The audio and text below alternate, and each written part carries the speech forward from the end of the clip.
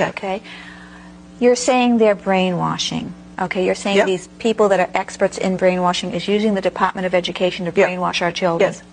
What are they after? Why are they doing it? Well, if you want to move a country from a free individualistic economy, which we have. Yes, or had. Or had, okay. To a planned economy, you have to do it through the schools. You have to dumb down and brainwash, change the attitudes and values. You have to completely, social engineering has to go on constantly, and many teachers know what I'm talking about. And people are going to say, well, when did this start? And who on earth ever did this? Why would a plan like that be allowed to be carried out? That's right. Well, then you have to go back to 1934, which I will do, and we have to go to the three-pronged fork, okay?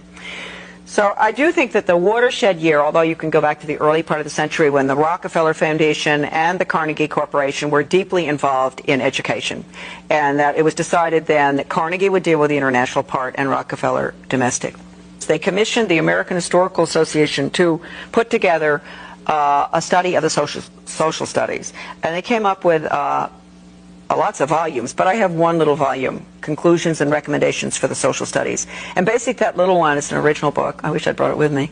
Too bad. But I don't even dare let it out of the house. It's so important.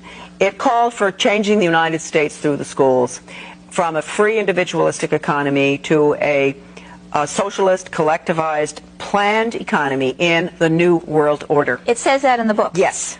And that book was written when? In 1934. By who? It was the Carnegie Corporation paid for it. The American Historical Association put it together. And can people get that book in the library? No.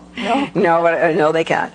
They were very instrumental in getting the Elementary and Secondary Education Act passed, which, as I said before, changed education from knowledge, content-based, academic, to performance-based behavior.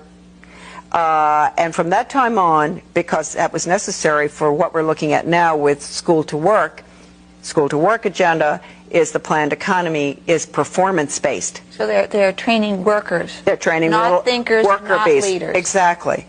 At that time, you had a general, Buck Chisholm, a Canadian general psychiatrist, who was a very close friend of Alger Hiss's. And he gave a speech in 1945 to the World Health Organization, which basically recommended getting rid of the conscience. Wow. Yes. And he said we would do it through the schools. We would retrain the teachers to be little psychiatrists.